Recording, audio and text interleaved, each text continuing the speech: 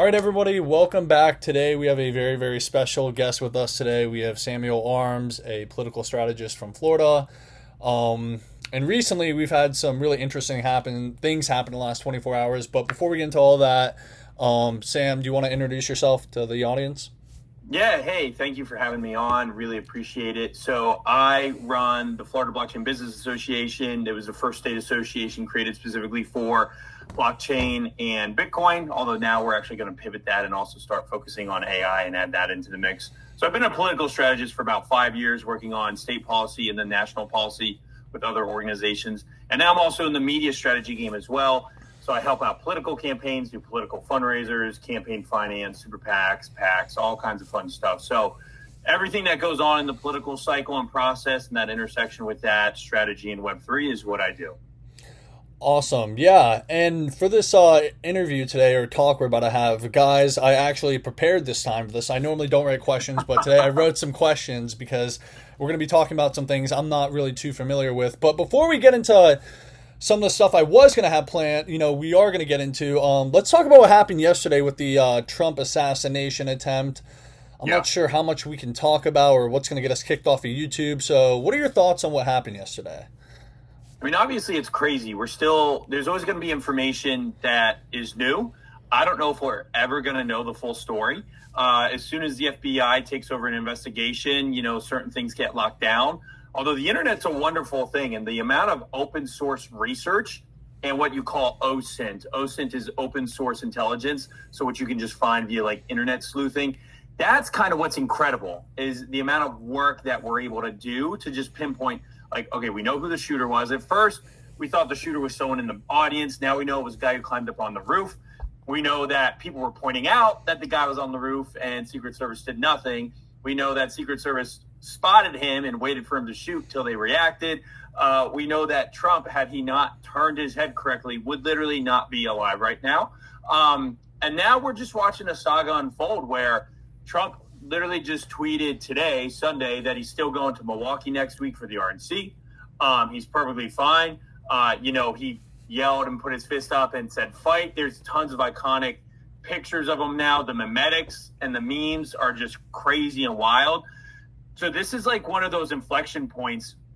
The best way to compare it is like, this is like our JFK, our Ronald Reagan when he almost got assassinated. This is like another 9/11.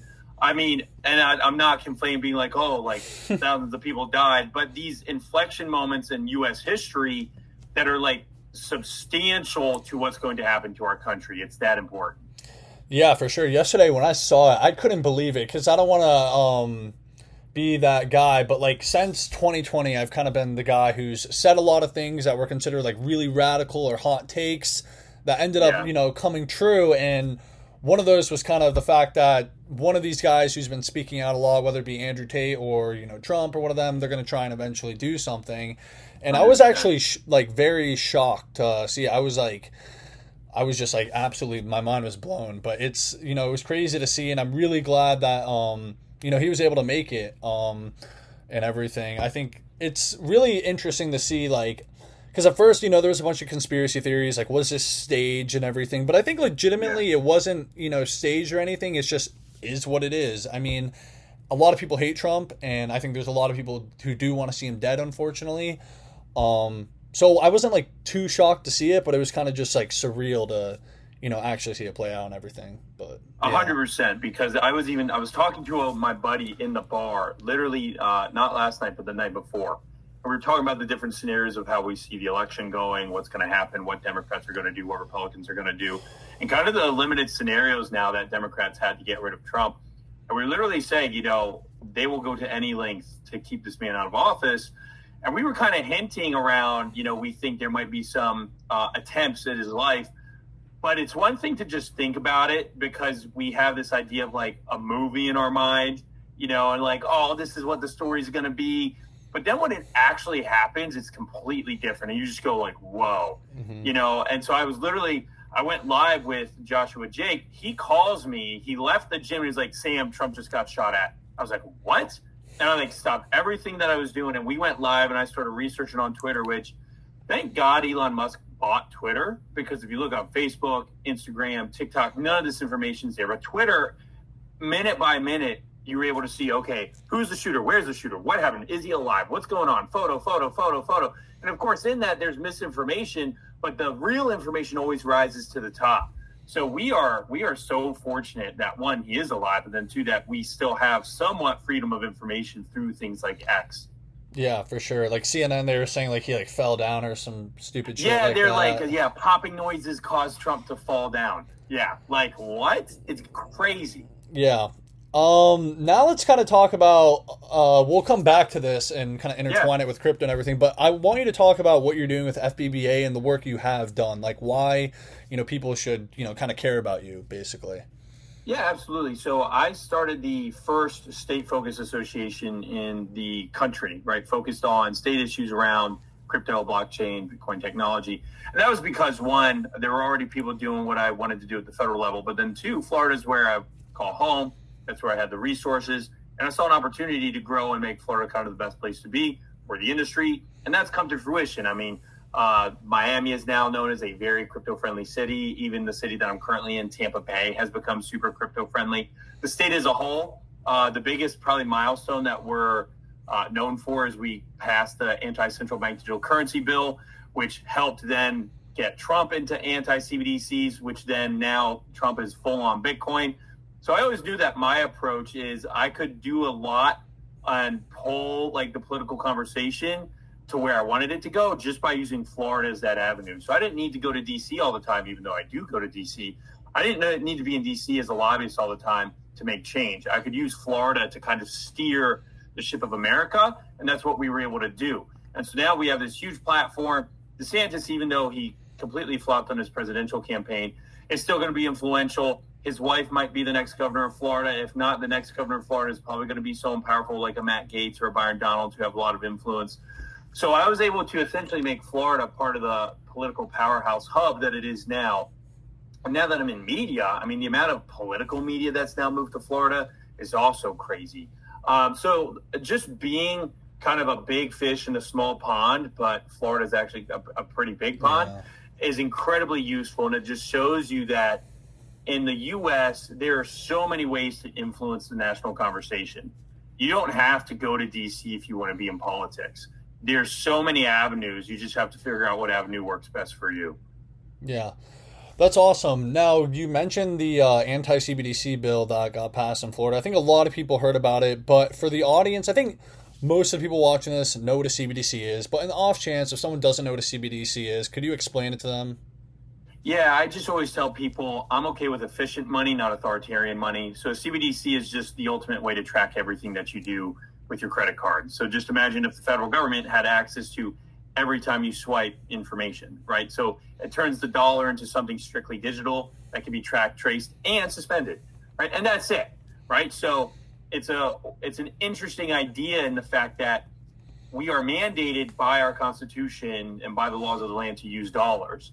So the government has figured out, well, we can get around the Bill of Rights and freedom of protection if we just mandate that the dollar, the currency that you have to use, is now within our complete and total control, right? So you say something wrong online, you go to swipe your card, and you can't buy food anymore because your CBDC bucks have been canceled, right? It's really just a very simplistic, it's a social credit score by using money as a crux to use that and carry out the actions of maybe a government regime that doesn't like you. So kind of CBDC is something that has been, I think, in the mind of Americans for a very long time that we're now just starting to see come to fruition in other parts of the world. Yeah, so that was kind of my next question is we're starting to see CBDCs kind of be popularized around the world. We know they got, correct me, they got banned in Florida, correct?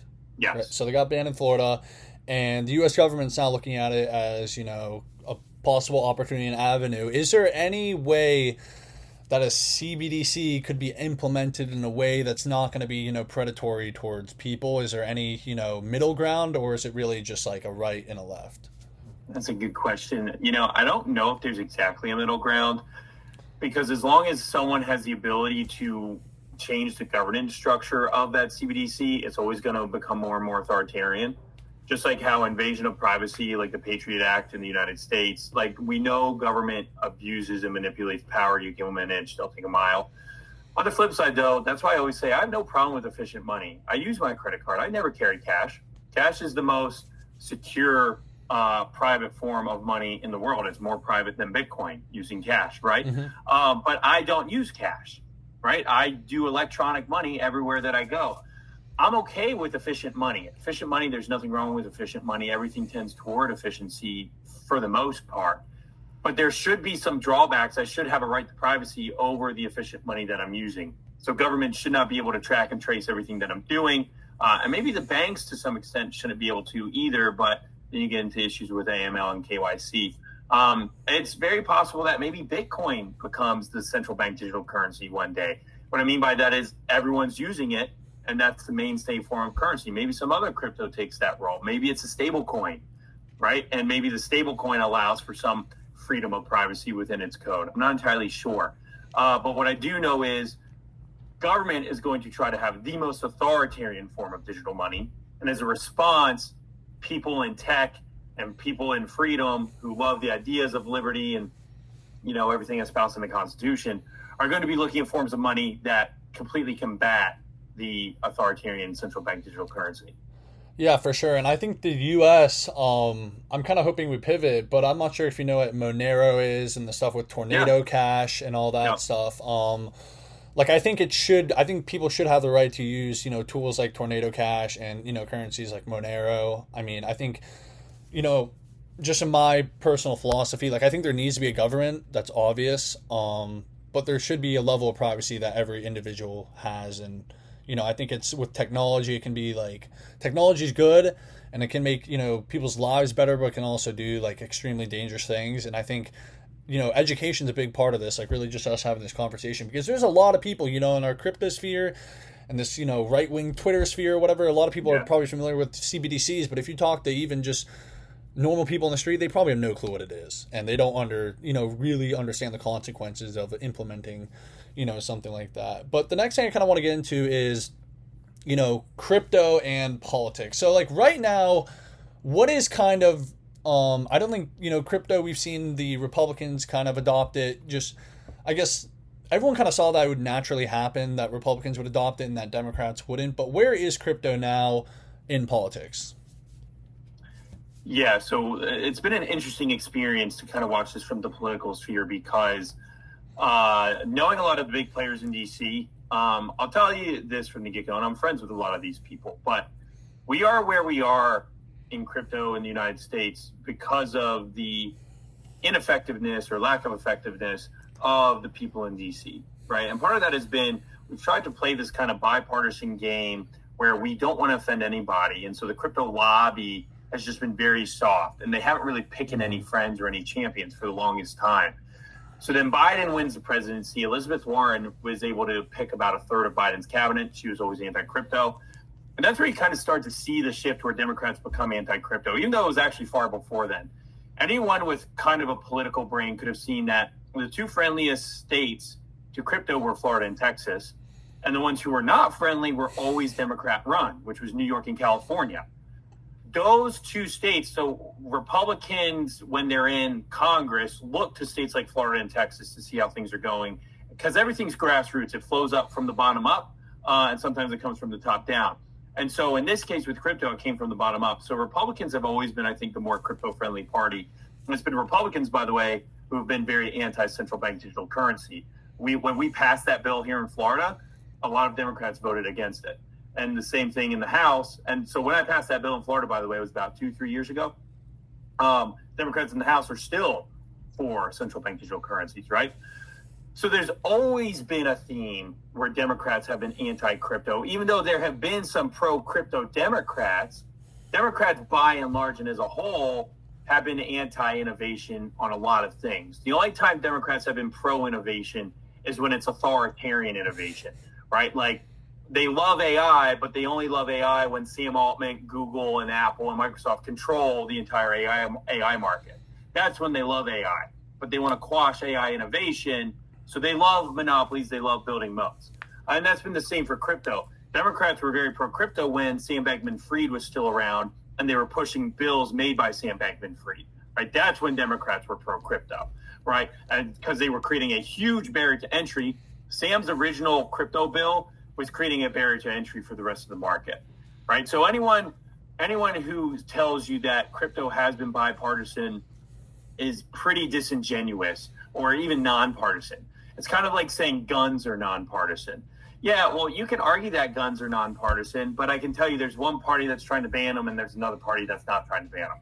So if you say, well, the gun doesn't have an opinion, yeah, but if I want a gun, I kind of have to align with one party rather than the other. That's reality. Crypto's been much of the same. So now you've seen that pivot to the extreme. So now, but really it's because of DeSantis and Vivek, but I think Vivek's probably the key figure. We passed the anti-CBDC law here in Florida. Then, because it was during a presidential primary, Vivek, who's young, smart, very well-spoken, also starts getting the crypto vote, saying he's pro-Bitcoin, anti-central bank digital currency. Vivek wisely bows out of the primary, endorses Trump, immediately has Trump's ear. 2 days after Vivek steps out of the presidential primary, Donald Trump says, I am anti-central bank digital currency. That's all because of Vivek. So Vivek, I guarantee it, has been one of the main reasons Trump has become so pro-crypto, pro-Bitcoin. But now the Bitcoin miners have showed up with money and the Bitcoin exchanges have showed up with money and started donating to Donald Trump's campaign. That's a self-fulfilling prophecy. So now obviously Trump is going to be more pro-Bitcoin, more pro-crypto. In the meantime, Elizabeth Warren has continued to be anti-crypto. Biden has vetoed some pro-crypto bills and pro-crypto legislation, which we can go over. But it's just very obvious to me that Republicans are now kind of the party for Bitcoin, whether you like it or not. And you can argue and say you don't want to vote for somebody, whatever. But if you want to be real about life, if you want to be pro-crypto, you're going to have to vote Republican. Yeah, for sure. I definitely agree with that. And I think you touched on a great point in the beginning, talking about the crypto industry not really choosing a champion first. And that's kind of a dangerous, way to move just kind of in general. You really have to pick a side. I think one of the people or one of the companies that kind of learned, I guess, a tough lesson, just in my opinion, was Binance. I mean, Binance, they never had a central HQ. They never aligned with any sort of government. Of course, it's still the biggest exchange by far, and they're still, extremely dominant in crypto. They're not going anywhere away, but, they had to pay up $4 billion and CZs, spending a little time in jail or whatever. And I think most of that, maybe that could have been prevented if they aligned themselves with the government, whether it be the EU, the CCP, or the US government or somewhere. But taking that position of, we're just not going to be involved because we don't like politics is like the most stupid and ignorant position, you could really ever have. But now let's kind of talk about crypto under Trump. So like, what would it look like if, what do you think it would look like if Trump won presidency, and what would it mean for crypto? The crypto market and crypto industry in America would boom. So Trump and the RNC, Republican National Convention, came out with their platform. The platform is what you're officially running on. It's normally a bunch of talking points that say, here are our positions on this, right? And so Trump had about 20 different positions. One of those positions was making the American economy robust. And under 3 sections of that, making the American economy robust, he talks about promoting AI, promoting crypto, and promoting space, right? The promoting AI is he's going to end Biden's executive order, because Biden has an executive order right now for AI to essentially consolidate the AI industry and make a monopoly. Like I said, it's what Democrats love to do. His pro-crypto stance is we want crypto to innovate, we want the industry here, and we want the right to self-custody, right? So you're talking about privacy and being able to actually own your own digital property rights. Huge deal. And then the space one was pretty cool. It's just like, hey, we want people on Mars. We want to go back to the moon. But Trump laid out in his official policy proposal what he's going to do for crypto. Biden has no such thing. Biden has only been anti-crypto. Biden's administration has always been anti-crypto. They have no formal policy position besides, promoting Gary Gensler, who's still, head of the SEC, which just a fun tidbit, by the way. Gary Gensler's term ends in, I think, 2025, but the president determines who the chair of the SEC is. So if Trump's elected on day one, he can get rid of Gensler. Now, Gensler will still be in the SEC, but he will no longer be chair, and the chair is the one who determines. He's kind of like the CEO, and everyone else is the board. So we can literally, quote unquote, fire Gary Gensler as soon as Trump gets elected. Yeah, for sure. And I think it always confused me, America's kind of a position or hostility towards crypto, because it's a global market. And at the end of the day, if we don't decide to adopt crypto, then it's literally just going to push the innovation and liquidity and jobs offshore. It's kind of a train that's moving and it's not going to stop. You can't really stop technology. So I don't think the correct position would be to try and be hostile towards it. When if you end up being hostile towards it, then China, all these other countries are going to get their arms in it. They're going to suck up all the liquidity and the jobs, and inevitably you'd have to pivot anyways. So I think it's like we need some framework. Obviously there has to be some like legal structure and everything to it, and some regulation to some degree. But I think we have to try and be friendly so we can actually be competitive globally in this market, because there's no reason the U.S. shouldn't be able to dominate in this market. I think we've seen Coinbase, kind of become like the golden boy, I think, of the U.S., although the SEC has been playing around with them. We've seen BlackRock partner with them. So I think they're in a really good position to succeed in everything. And I also think like people in crypto in general, just like they need to stop. I used to be I think a lot of people agree with like libertarian philosophy and ideals, but you have to pick a side at the end of the day. There's one side that's made it pretty obvious they're trying to kill the industry, and there's another side that's trying to uplift it. And at the end of the day, it's not even just really about crypto, it's about freedom in general. So if you believe, in freedom, then you should probably believe in crypto and, sovereign rights and all that. You should probably be voting Republican. Yeah. Unless you don't, which, that's, you're obviously, entitled to your own vote and your own opinion and everything. You just can't complain. I mean, there's a funny comic of a libertarian, and he's like, hey, I'm going to vote for a third-party candidate. But the libertarians, for example, love guns, right? So what do they want? They want freedom. They're pro-gun. But because they withhold their vote, they end up getting a Democrat elected, and then the Democrats are the ones who want to ban guns. So you might think it's really just it's a complex for a lot of these people, because they want to feel smart and think that they're better by abstaining from the political process. Yeah, dude, you can go vote for RFK Jr. That's great. And you can say your vote matters because, look at me, it does matter, because I'm saying to the two-party system, I'm rejecting the two-party system, but it doesn't matter because neither of those candidates are going to win. So you have zero influence. You've done nothing. You've gained zero connections. And more than likely, if you're not going to vote for RFK, you'd still probably vote for Trump. So you did just throw away your vote, and now you're going to get the worst alternative, which is someone who's going to come after your freedom more so. Yeah. And I think a lot of people, they're like, well, Trump's bad and Biden's bad, and why are we such bad options? You know what? There's never going to be a political candidate ever you're 100% being aligned on. You really just have to pick who's closest to your values. So obviously I don't agree with everything Trump says or what the RNC does or whatever, but I'm just I'm more closely aligned to it. In the Libertarian Party, they don't have a shot. I mean, Trump said it at the Libertarian rally thing. He was like, so good. He was just like, you guys aren't going to win, and he's telling the truth. Like, if you're voting for RFK Jr., sorry, but you're throwing away a vote. And ultimately, it could, potentially get Biden in office, and now you're having some things that could be implemented or harmed that you may not be a fan of.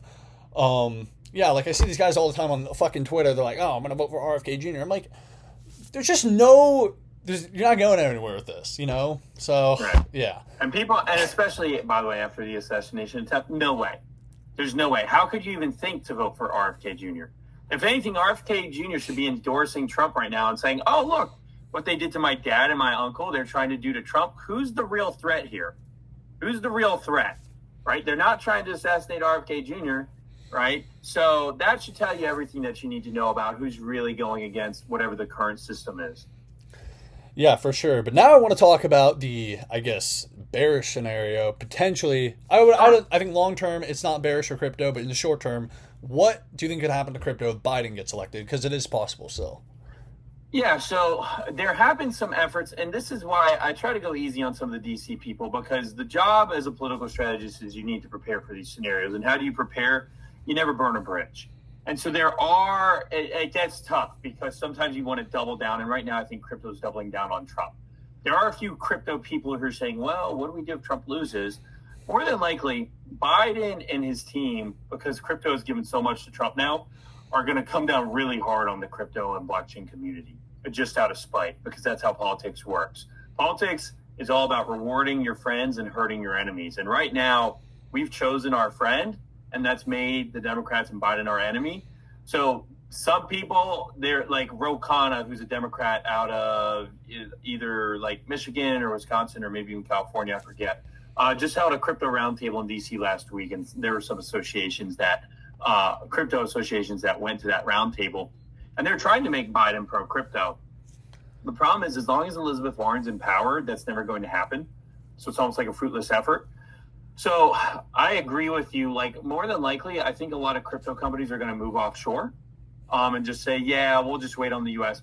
It won't be a complete ban and knockout, but there will be a crackdown, and it won't look good. Some of the Supreme Court decisions, though, like the end of Chevron deference, if you're familiar with that, have just made it so easy to now sue the federal government, though.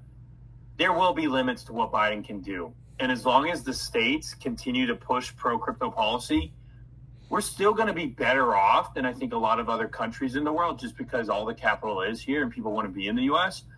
But it will not boom like it could. It will not boom like it could under Trump.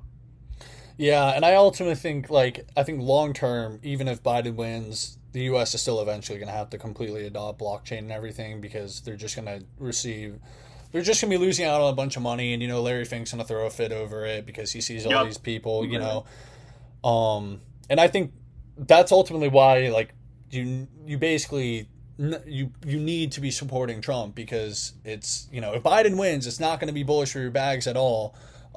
There could be, your liberties could be under threat a lot more. Of course, like, things come down to, like, the say, like, could crypto potentially, so let's just say Biden wins in a state like Florida, like, how does I don't completely understand, like, the federal government and how state governments work, and, like, if can the federal government just come down and slam crypto as a whole on a federal level, and can the states protect it? Like, do you understand what I'm getting at here? Yep. So it's all about authority, and it comes down to lawsuits. So we have federalist ideology. Federalist ideology is the idea that the states should have control over the majority of regulation, but over time, the federal government has seeped in on a lot of that authority, and that's really pretty much what our Civil War determined under Lincoln. The idea was, are states their own countries with their own ability to do whatever they want, or do we have a federal government that actually overpowers the states, but the states are still able to kind of work on regulation? Well, Lincoln won, and so now we have a huge federal government that has overarching authority of the states. However, Constitution still lays out what authority states do have. So what a state can do is the state can say, well, we actually have the authority to do this. The federal government might say no, and then they sue each other. The state will sue the federal government will sue the state, and then it'll go to the Supreme Court to decide. So we banned central bank digital currencies in Florida. A lot of people said, hey, that's unconstitutional. You can't do that. The federal government can override it. So then it creates a lawsuit, right? And then that lawsuit will be taken to the Supreme Court if it's ever enacted. So that's where everything comes into play. I mean, you essentially have, our government is made to fight itself, right? Not just in the judicial and the executive and the legislative branch, but also among the states. States will sue each other. States are constantly suing the federal government. So we are a nation of lawfare. Lawfare is just using lawsuits to win a war, right? So if Biden tries to do all these blanket bans on crypto, states would probably sue, right, and try to say, well, this is within our authority. And that's what a lot of us have tried to do on the state side, is carve out and make sure, hey, if this is a digital asset, states are normally the ones that regulate property. The federal government does not. Ergo, the state has authority over this. States are the ones that are supposed to regulate insurance. What if Bitcoin's just an insurance product? Well, then the state should regulate it, right? So just doing little things like that. So your question is good, because one of the questions that literally is what makes America so unique, because this is what's happening 24/7. Is there's always a lawsuit between some state and the federal government on what the federal government has power and jurisdiction over and what the state government has power and jurisdiction over. And it's always changing dependent upon the makeup of the Supreme Court. Yeah, that's awesome. Now, yesterday, kind of circling back to the first conversation we had about the Trump assassination, I want to know your thoughts. Right after we saw, the Trump attempted assassination, we saw the whole crypto market move. We saw Bitcoin pump, and I think that was in direct response to what happened. Maybe I'm wrong. Maybe it was just a coincidence, but I think it was. But what do you think about that? Just like off the bat, like Bitcoin and crypto pumping, and it's obviously the whole crypto market in Bitcoin, although it has ties to Wall Street now, it's kind of seen as a hedge towards the system or whatever. But what do you think about that? The reaction? I think it was just a reaction of people thinking, okay, if Trump did die, do we have civil war? If we have civil war, what happens to the dollar? Right? What happens to the U.S.? And Bitcoin's a hedge against fiat currency, right? And if your whole world is built off the U.S. dollar, and the U.S. dollar, the country that runs the U.S. dollar, the U.S. government, starts to implode due to an assassination, obviously Bitcoin will spike. So I think that was just a simple logic. To be honest, I wasn't checking the Bitcoin markets at all. I was even roasting some people on Twitter because they were talking about Bitcoin. I was like, oh yeah, that's what I'm concerned about right now. Because to be honest, if we hit that situation, like Bitcoin's not going to save you, right? Things are going to be far worse. And I think a lot of people underestimate how bad things will be. Like Bitcoin is a hedge, but Bitcoin's not going to save you in every way that you think it will, because humans are still humans. How are you going to escape if they lock down all the airports, or they close the border, for example, because stuff's going on here. So I don't know. We'll see. Yeah, for sure. I've seen the meme on Twitter. It has like the guy pointing the gun at the Bitcoiner, and he's like, "You gotta give me your seed phrase right now." And the guy's like, "I'm not gonna give my seed phrase." It's like a bunch of bullshit. You're gonna have to give it up at some point. And I also see this another horrible take on Twitter. I see it from the Bitcoin maxi community. You're just idiots. They're like, they think if the dollar imploded or the US imploded, it'd be so bullish for Bitcoin. I'm like, you don't understand how fucked things would be if the dollar imploded. Like, it would be over. Like, it would be chaos. Actually, that messaging is one of the reasons why Trump wasn't pro-crypto to begin with. So Trump not being pro-crypto was not his fault. It was our fault. Because all these maxis who are a little stupid were like, we need to shut down the U.S. dollar. I'm like, the U.S. dollar is the largest geopolitical weapon we have as a country. Why would you give that up? It's like giving away our nukes. It's like someone advocating, hey, we should get rid of the U.S.'s nuclear supply. Like, no president is going to agree with that. I like the idea that our dollar allows America to be more safe. Do I like how the dollar is used? Do I like how it's often used to fund endless wars and hurt the American people? No, not at all.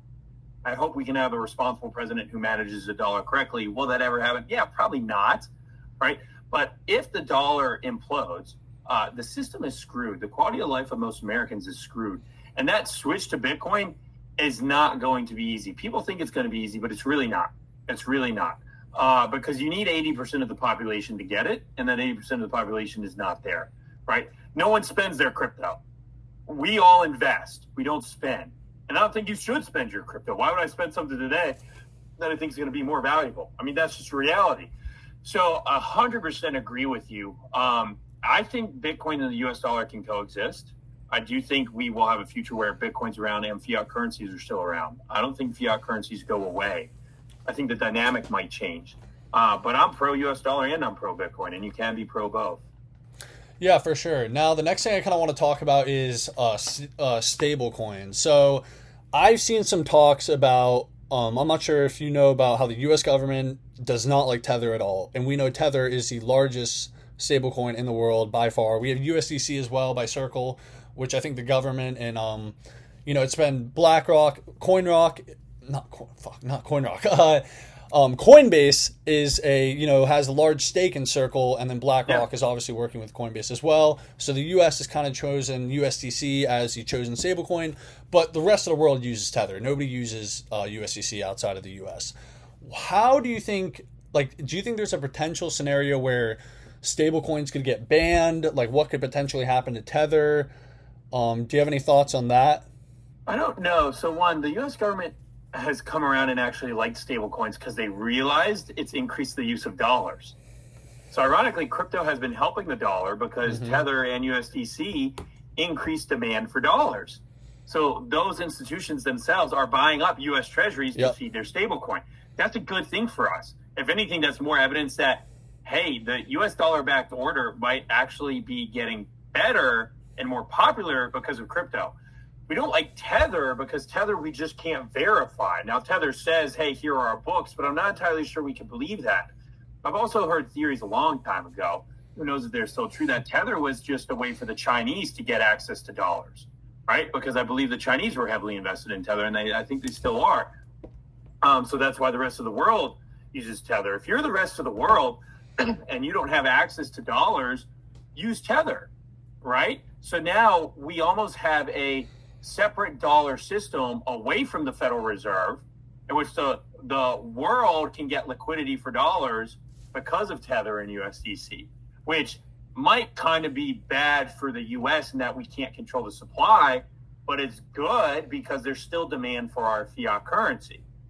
So it's a very unique strategic situation to the point where we don't like what we can't control, but we like that we're using that we like that the world's using our products still, and it's creating demand for our products. So it's a hairy situation. Yeah, that actually makes a lot of sense. I think, it's probably bullish ultimately. Like, I know the US government doesn't like Tether, but I think it's ultimately bullish. I mean, it's keeping the dominance of the dollar there.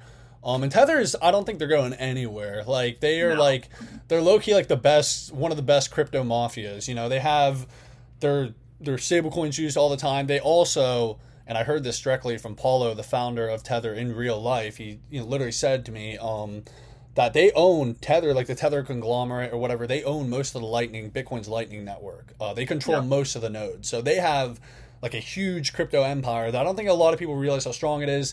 And you always see on like in the bear market and stuff, people are, obviously their books, they say they're good and everything.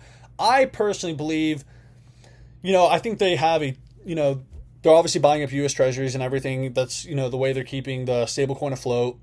I think, they're not going away. I hate seeing, like, the biggest bottom signal I see is when Tether FUD comes out.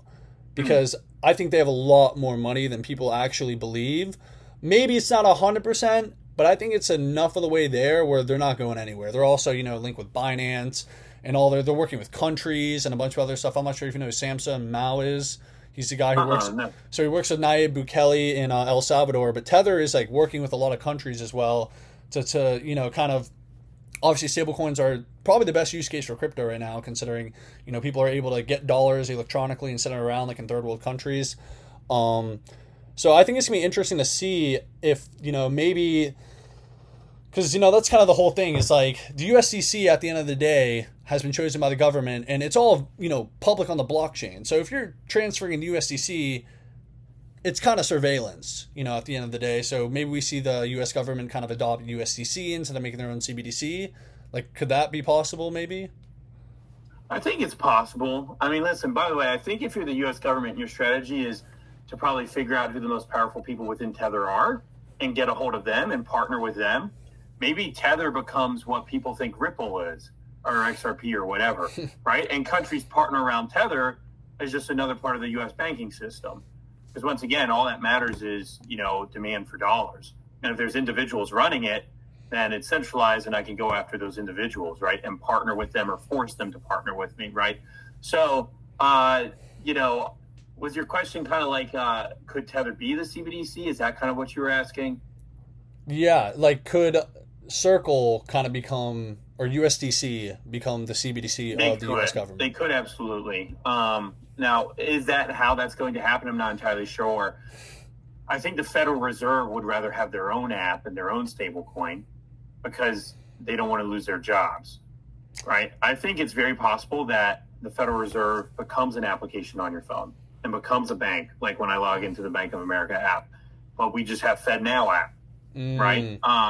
We have FedNow coin, and it operates, maybe it's a layer over Circle or USDC, you know what I mean? And they get acquired. I think that's very possible. I think that'd be the easiest way to do it. But I don't know if that's how they do it because government doesn't care about efficiency. They care about power. And so they would look at whatever the best power play is for them. Yeah, for sure. Now I got a couple wrap-up questions, but one of them is, what would you like to see from like the crypto industry and politics? Like, what do you want to see happen basically from the crypto industry? I want to see them put more money behind Republicans. I think if we're going to bet on Republicans, we need to go all in. I think we need to be here's what crypto needs to do. Our best option right now is if Republicans win the House, the Senate, and the presidency. If we can help do that, then Republicans owe us a favor and we have a 2-year window to pass the best crypto legislation in the world to make the United States a leader. You don't want a divided House. You don't want Republicans in the Senate and Democrats, a divided Congress. You don't want Republicans in the Senate and Democrats in the House. Like, crypto people should be doubling down on the Republican Party, 100%, and donating and going to House fundraisers, state fundraisers, congressional, Senate, whatever it takes, especially if you're in the business, even if it's a little bit. Giving $1,000 goes a long way when you're building relationships, a long way. So that's what I would like to see. I'd also like them to see, which they're already kind of doing, just get more strategic. Like Trump speaking at Bitcoin Nashville now. That should have happened a long time ago. But we finally put up the money and put up the advertising to get them there, right? But that should have happened earlier. How can we make sure that we're getting ahead of the game for the next step. Like, what do we do after Trump? Like, we need to be thinking who could be the next president, right? After Trump or after Biden. Are we making inroads with them right now? Right? If not, we should be, right? We need to be thinking about playing the long game, and we need to be thinking about setting up the infrastructure. A lot of these people, I think they go, well, I want to move overseas. But we all know that the U.S. is still the best place to be for business. It just is. We have the best capital markets in the world. So we should have a plan that's, have an escape plan, but you should also have how can I also ensure that I don't have to escape? Mm-hmm. How do I ensure that I don't need an escape plan? And that's giving money to where you live now. Yeah, for sure, man. I'm trying to think if I have any more questions. So I guess my last question, my wrap-up question would be, how could someone, if they're just an average Joe in crypto, get more politically involved to try and help the crypto industry? Like, what can they do? The hardest part is the majority of people don't have the time or want to really get politically involved, right? And so I kind of give the same advice every time, like, who are your city councilmen, who are your county commissioners, who are your state and local representatives? Like, your state and local representatives are very easy to get a hold of, but it takes time to build a relationship. And they do owe you something as a constituent and as a voter, but they're always going to be talking to lobbyists and big donors because they need money to fund their campaigns. The best thing you can do is build relationships, which will help you throughout life, by the way. Everyone should be doing this. Everyone should know who their representatives and senators and congressmen are, right? Especially on a state and city council level, because that's where you have the most impact. If you're not involved, then just vote, right? You can vote, you can give money. That's great. So maybe support other causes, like support associations, and give your money to associations that are going to be doing this type of work, right? So that you don't have to. But if you can muster up the time, go to fundraisers. Listen, I did a fundraiser for a congresswoman here. The cheapest ticket was $100. You could go meet your congresswoman and all the big lobbyists and donors for $100. That's a pretty good deal. Like, you telling me you guys don't have $100 in crypto bucks to spend on meeting your congresswoman and the most powerful people behind her, right? If you can't influence the congresswoman, try to influence her biggest donors, right? And if you can get her biggest donors to like crypto, then she'll be pro-crypto, he or she, whatever. You know what I mean? So it just depends on how much heart you have. If you're not going to vote and you don't really care and your exit plan is to move, there's really nothing you can do because you just have the wrong mindset. And that's okay. A lot of Americans are like that. But there's nothing I could tell you because really you have to find within yourself, what do I want to do? I ask some people that I work with who are older. I'm like, okay, do you want to die here? Like, do you want to die where you live? Is this your plan for the next 10 years? And they go, yeah. Like, this is the city I'm going to die in. And I'm like, if you know you're going to die in, it's time to start putting down roots so that you can control this locality then, because you're not moving, right? So because you know you're not moving, best have control of the county, the city, the state, because you just told me you're going to die here. Some people are like, I don't care where I live. I'll just move somewhere else. That's fine. But that changes the trajectory, right? Because if you're not committed to where you are, then really you don't need to. You know what I mean? Yeah, I know. I feel like I'm getting called out right now, and everything, because I'm from Virginia, but I don't really spend much time in Virginia anymore because it's... Well, you're also young, right? You don't know where your roots are going to be. Yeah. Right? Like, there's a difference between saying, hey, I need to amass wealth and industry and, like, build something of myself. Like, when you're 35, you might be a multimillionaire and you go, you know what? I'm buying a house here. This is where I want to be. Right? And that's cool. And then you get involved because you're like, hey, I want a family. Like, the conversation changes. And that's what's really hard for young people. Some young people know this is my spot. I'm going to get involved. Some young people are like us, and you're always moving around, right? You don't have a central base. That's fine because that means it's not your time to do that. For someone like yourself, the answer would be, okay, there's no state that you live in, so you just go directly to the federal level because that's what you care about. You just care about whoever the president is. How do I get to know the administration, right? Because I don't have a state that I live in. That's easy and that's fine. The goal for some people should be, just make a bag. And once you have the money and you really want to go hard, then go hard. So there's no right or wrong answer, but it's all about mindset. So you should have a plan that, hey, when I make a bag, I do want to get more politically involved. And you can also do small things to kind of keep your hands in the weeds so that when you have that opportunity, it's a lot easier to execute. Yeah, for sure. Man, I really hope Virginia, I think What do you think? I have a question, just kind of random, but what do you think Virginia is going to go? Because I know Virginia, I'm from Virginia, I grew up here and everything. Northern Virginia, actually, right outside of DC, which is like literally the second most liberal area in the U.S. It's super, super liberal area. And, Virginia went from a red state to a blue state when Obama came in, and it's kind of just been a blue dominant state. But do you think Virginia could flip? Because I know it's kind of a key battleground state. What are you thinking? I mean, Youngkin did very well as governor, and maybe if Youngkin is Trump's VP, maybe that happens again. Virginia is an interesting state because I think it is more of a swing state. I think it could flip. I think it almost flipped in 2020 if it wasn't red. I think Virginia has the numbers to be very Republican. It's definitely not a blue state forever. So I think this election, I would not be surprised if Virginia flips. I would not be surprised if Virginia went red. Yeah, that's awesome. All right, now where does everyone find you? What are your socials? Plug your socials. Yeah, my socials are just Samuel Arms on Twitter, on TikTok, on Instagram, on LinkedIn, on Facebook. I'm very easy to find. I'm most active on Twitter and TikTok, where I'm just Samuel Arms, Armes, like Armez.